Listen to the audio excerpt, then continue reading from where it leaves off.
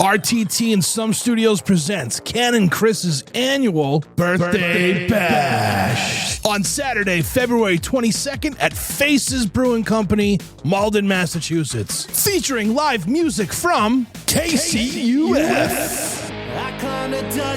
With special guests Megan from Work and MK Naomi. Be sure to be at Faces Brewing Company in Malden, Mass, Saturday, February 22nd for Ken and Chris's annual Birthday Bash. Doors at 8 p.m., $10 cover.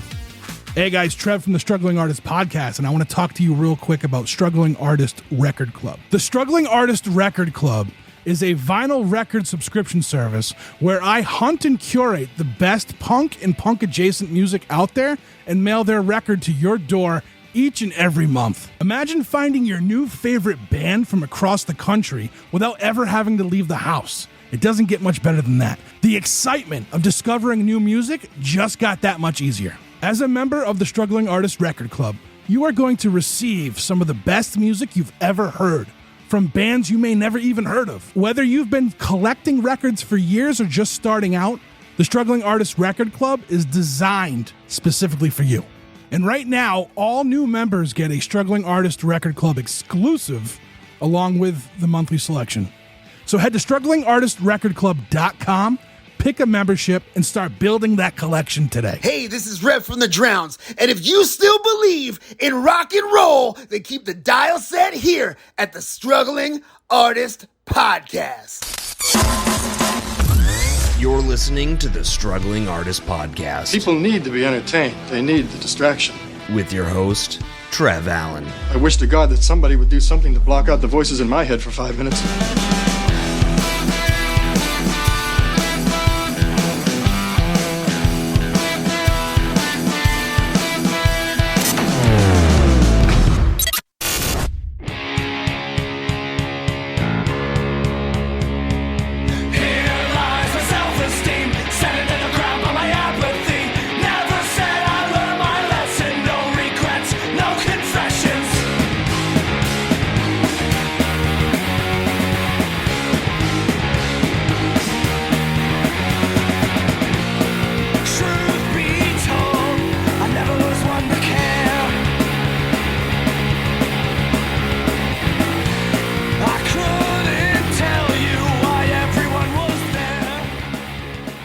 Everybody, how are you? I'm looking at the camera. I'm all alone. I hate being alone on camera. This is the Struggling Artist Record Club recap for January 2025. Kicking things off strong with a solo episode. We're going to try to make this as painless as possible. Let's just get into it, right? So for January, the record was Main Street Saints. Everybody wants to go to heaven, but nobody wants to die. This is I guess it's a first pressing of a record from 1999. Typically with the record club, and we'll get into this when I read the readout, typically with the record club, I like to go, current stuff. But since this had never been pressed and the album is so dope, we went with it for the record club. Now, before I get into that, I do have a couple things pressing from last month, right? We had last month was the Miracle Blood Hello Hell record. We got a couple late we got one I missed, an Instagram post that I had missed, and we have a late entry for the review. So for that one, we have one from Kevin. Miracle Blood is amazing. They sound like Voivod meets Jello Biafra. I'm a huge Voivod fan. I hope I'm saying that name right.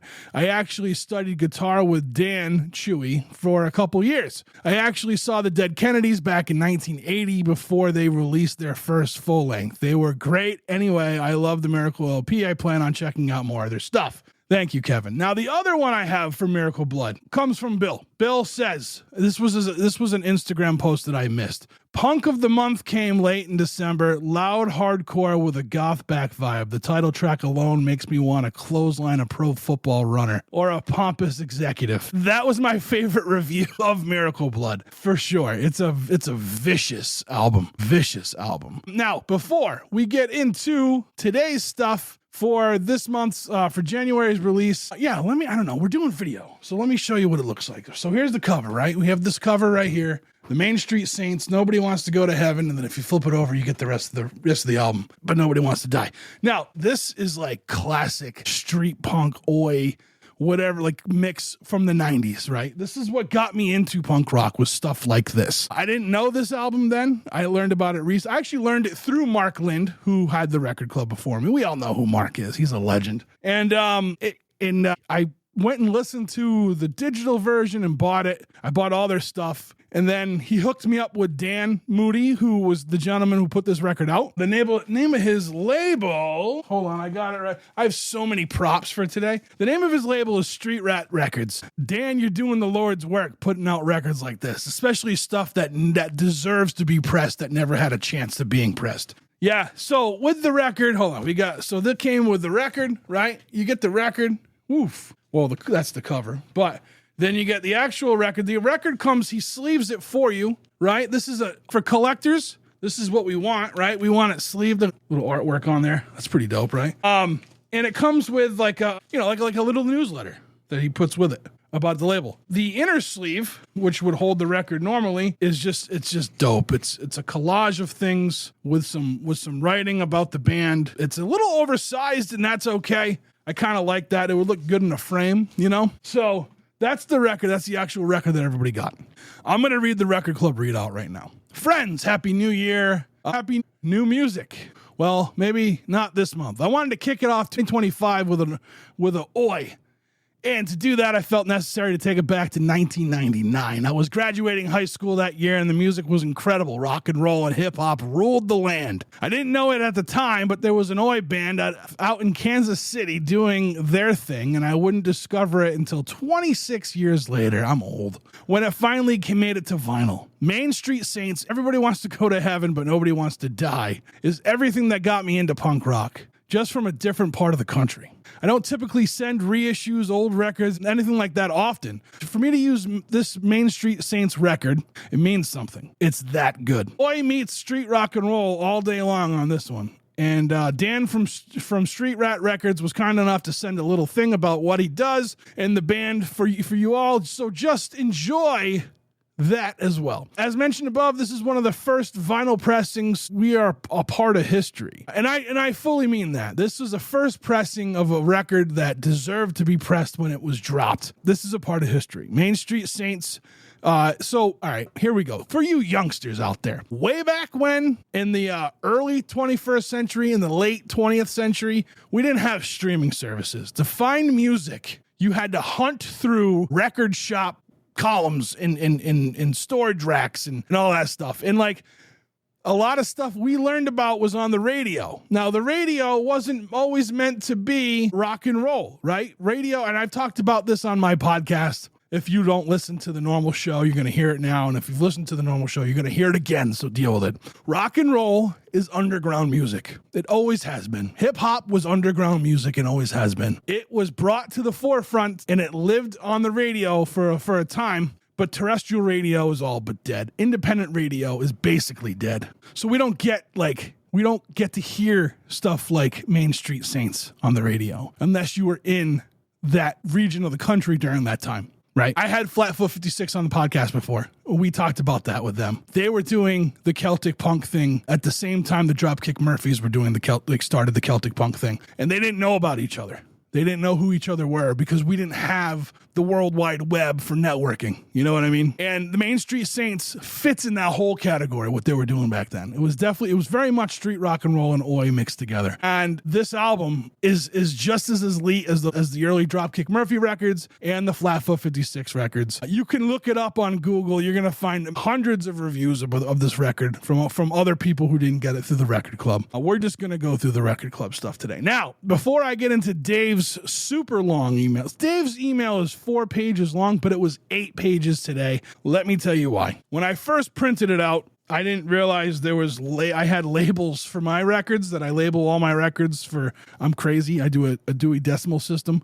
They were all laying on top of the paper, so I got some of the review printed on these, and then it didn't make it all the way on this paper. So what we have here is the real, like, I had to reprint it. So Dave, thank you for costing me 8 pages. I guess I'll eat 4 of them. 4 of them is my fault. 4 of them is yours. How about that? Before we get into his review though, I kind of want to take a step back and just kind of look at some of the stuff we saw on social media. Now, with social media, I try to ask everybody to hashtag Struggling Artist Record Club. It's a super long name. I'm not good at naming things. I never have been. And my podcast and record club have ridiculously long names. So I understand why people don't. But there's some of them that I did happen to see. So the first one came from Bill. It says, the first new record purchase of 2025 from Struggling Artist Record Club. Street Rat Records released this brick of punk that lies absolutely in the wheelhouse of my head. This is the sound I want to hear when I think punk, and I agree. I lost my place. All right, here we go. The sound when I think punk. I've had a huge amount of hardcore thrown at me lately,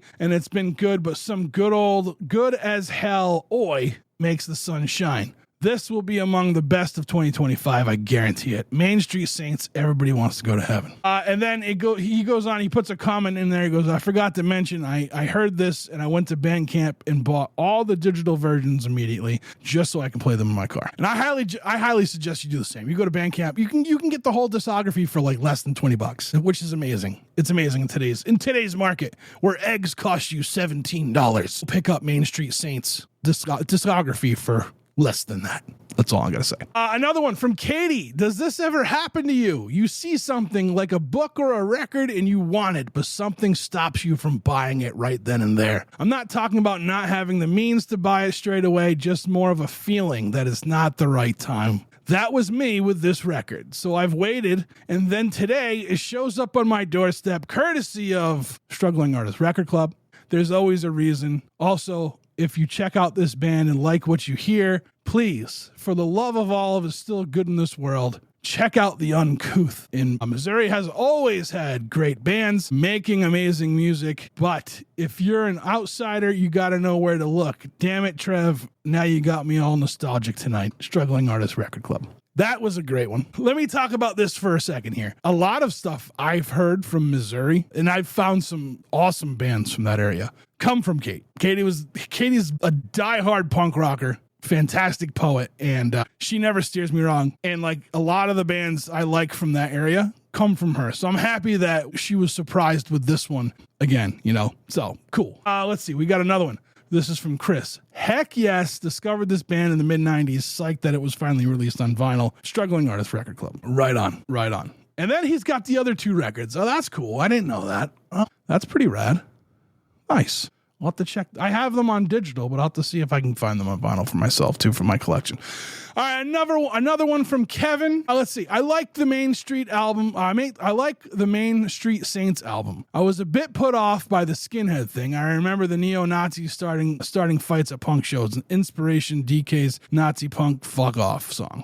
But it seems like Main Street Saints were not white supremacists of anything like that. I actually had not heard of the Oi style before, so I did some reading about it, and it seems like a positive thing. Yes, it absolutely has. Absolutely has. And I think the negative culture of skinhead punk definitely is what gets the limelight, and it shouldn't, because there's a lot, like, skinhead punk didn't start as neo-Nazi stuff. And a lot of people who were into skinhead punk, like the true skinhead punk and oi music, they fight for good and not for neo-Nazi shit. So yeah, neo-Nazis, and we're not going to get into neo-Nazis in the country right now, because I'll save that for another episode, because I have some choice words about where we're at as a society right now. But anyway, thank you, Kevin, for that review. I'm happy you found it. I'm happy you like it. I'm happy you dug into the true skinhead punk culture and seeing that it was a positive thing. Much appreciated. Now, I'm like sweating on camera because I'm nervous, because I'm like reading. I'm not looking at the camera.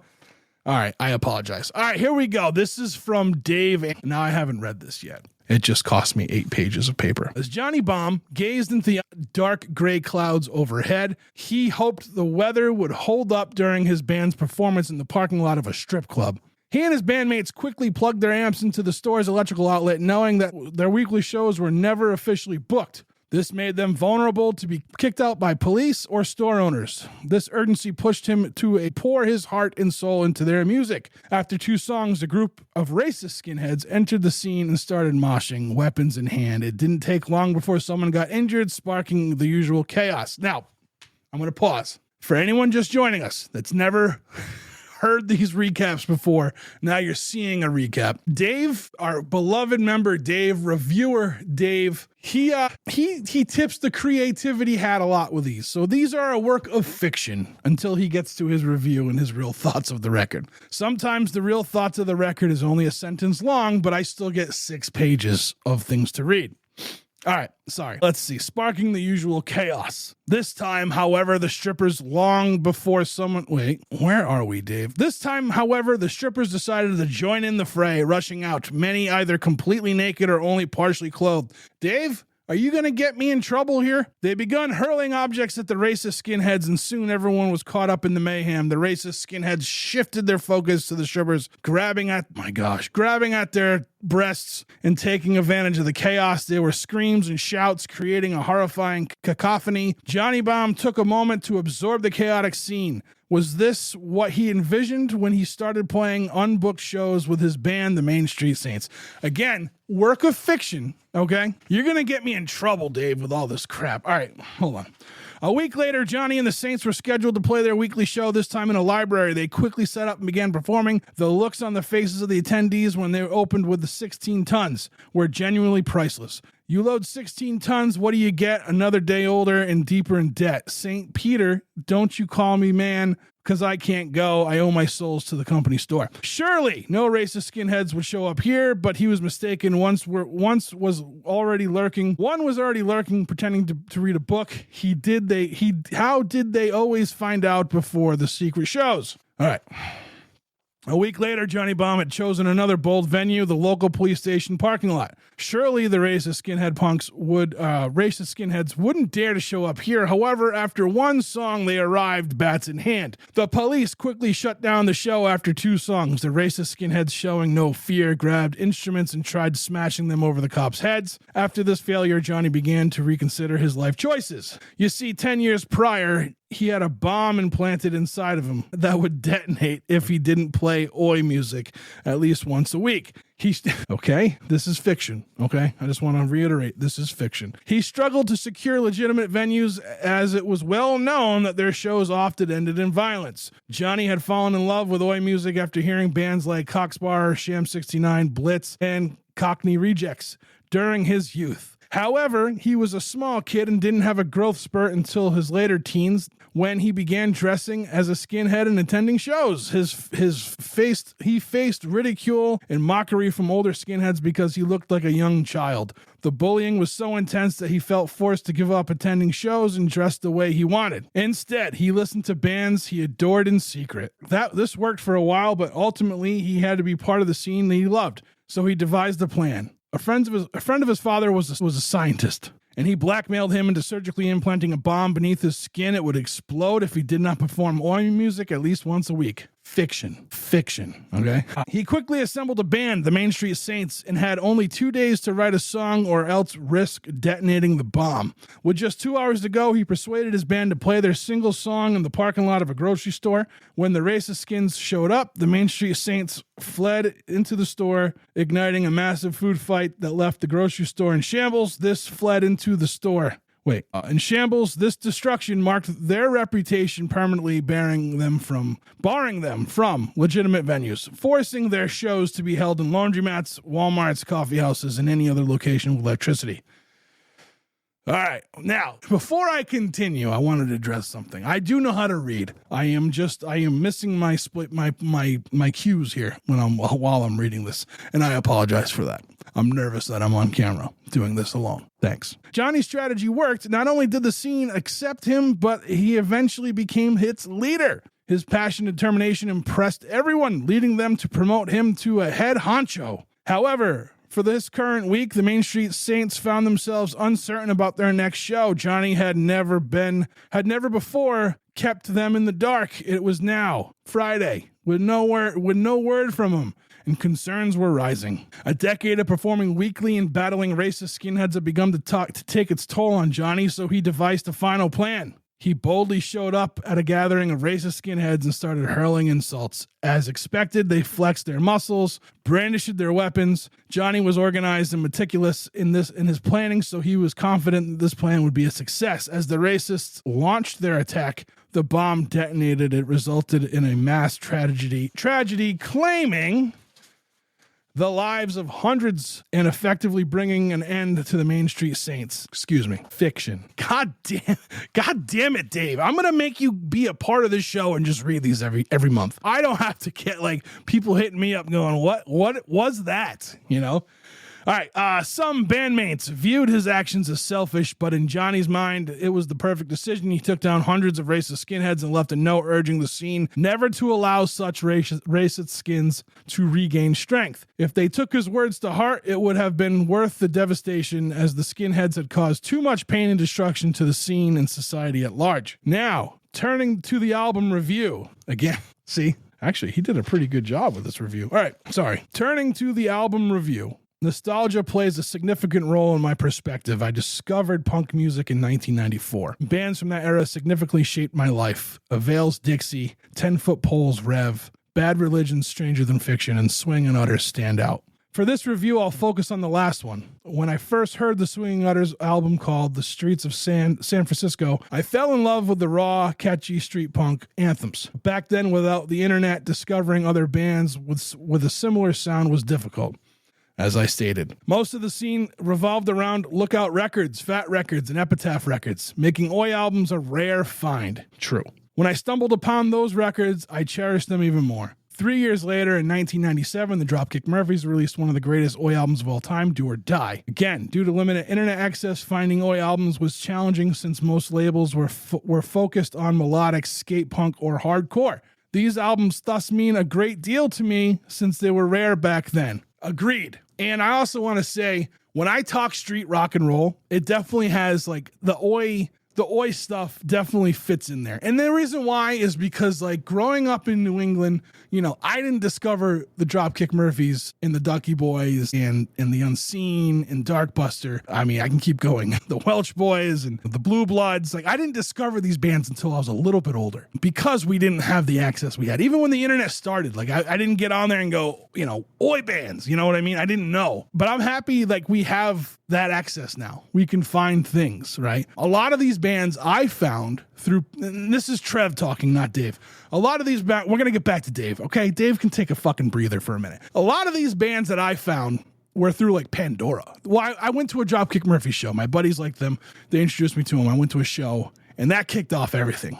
That was like, I need to learn more about Boston punk rock. So back to Dave. Sorry, Dave. We'll start that one over. 3 years later, in 1997, the Dropkick Murphys released one of the greatest Oi albums of all time, Do or Die. Again, due to limited internet access, finding Oi albums was challenging since most labels were focused on melodic skate punk or hardcore. These albums thus meaning a great deal to me since they were rare back then. 2 years later, in 1999, the Main Street Saints released Everybody Wants to Go to Heaven. However, I wouldn't hear this album until 2025. Much like me, Dave, I'm right there with you. The reason for that is because the album never gained traction like it should have. Agreed. Enter Dan Moody's groundbreaking DIY initiative to start a record label dedicating to one album in particular. That release was the Main Street Saints album. The highlight of January's Record Club collection. The incredible effort has made me dream of albums I wish I had been pressed on. The incredible efforts has had me dream of albums I wish had been pressed on vinyl. I'm sure many others feel the same way. In February 1999, the Main Street Saints made a trip from Kansas City to Atlanta to record under Antiheroes, GMM record label. Antiheroes was another Oi band I loved growing up. They released a new album in 2024 that made my best of lists for that year. As Dan Moody notes, the Main Street Saints never received the recognition they deserved. Had they, I'm certain I would have cherished them as much as I did the Swingin' Utters and Dropkick Murphys. I agree. 25 years might not seem like a long time, but so much has changed. Back in the day, bands had no social media presence. Everything spread through word of mouth. Discovering a band created a deeper connection when friends found mutual interest in music. Friendships sparked instantly. There's the get off my lawn, Dave, I love. Wearing band t-shirts was a ticket to new connections. All you had to do was wear your favorite band shirt, and eventually you would become friends with other people who liked those bands as well. These days, everyone seems lost in their phones and numbered by pharmaceuticals, making those profound connections more difficult to forge. Hence, when I hear albums associated with that name, they resonate with me on a much deeper level. Wow, I wish they had included a lyric sheet. The extra goodies they provide were a nice touch. Dave is big on lyrics. He has written many reviews talking about lyrics and how they are on the lyric sheet when there is one, and where to find them if you can't get them. Another fantastic record from Trev. Thank you. I can't thank you enough for sourcing such amazing vinyl. I am a vinyl addict, and your efforts enhance this hobby significantly for me. Thanks, buddy. I take back everything I said about you. Since oi bands like to make shout outs to other bands, they do. They really do. I'm giving a shout out to Philly's new oi band called Impact Driver, who just released an EP that sounds similar to Main Street Saints. Francis Lyons Law, who just released one of the year's best oi albums as well. Thank you, Dave, for the kind words, for the recommendations, for exercising your creativity. I appreciate it. You're probably going to get me canceled one day, but that's okay. That's okay. We're going to let that go. Well, there you have it, folks. Another month of satisfied folks at the record club. You know, why haven't you joined? I still have some KCUF Every Day is Winter here on Black, which is a record club exclusive. All new members, brand new members, you get a copy of that as well as the record we send out. Hoping to do some big things this year. We're still doing the Golden Ticket record.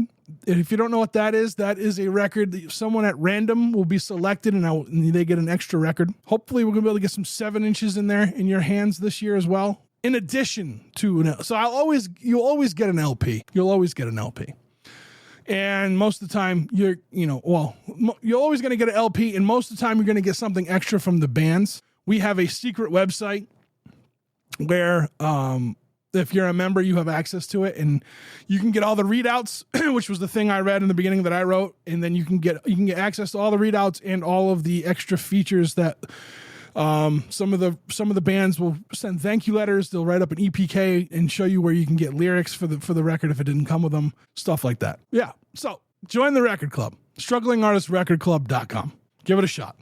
You can go through the website, thestrugglingartistpodcast.com. There is a link to the record club through there. And let's start supporting some more of these bands that, I love being able to tell a band, hey, I can buy 30 records. I can buy 40 records right now, because they're just like, they smile, because it's tough. You have to tour to sell records. And, so let's keep this physical media love going on. All right. Wait, I have one more review. Crap. Chris wasn't here, but he sent me a review. Holy cow. We almost missed it. Where is this? Where is it? Chris, where'd it go? Here we go. This is from Chris Chavez for the Main Street Saints record. Everybody wants to go to heaven. Nope. How come no one else says no one wants to die? That is all. It is I don't know. Whatever. I'm not going to get into it. I think that's the whole name. Why would it put on there? Why would they put it on there? I don't know. This is from Chris Chavez, producer of the Struggling Artist Podcast, who's also a member of the club. This album is straight up in your face, balls to the wall, oi, street punk. Driving, unrelenting guitars, spastic bass lines, rapid fire drums, and vocals with enough gravel to pave a Walmart parking lot. Main Street Saints are not breaking new ground with their sound, but they're definitely taking the subgenre to a whole other level.